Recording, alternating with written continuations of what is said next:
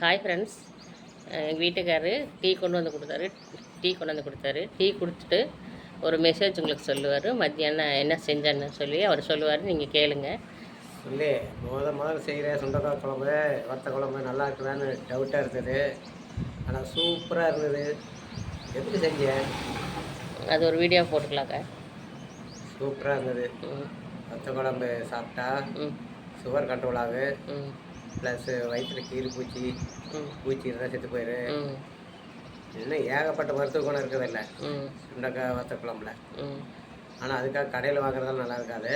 நான் வீட்டில் வரும்போது ஊருக்கு போயிட்டு வரும்போது நம்ம பறிச்சுட்டு வந்தேன்.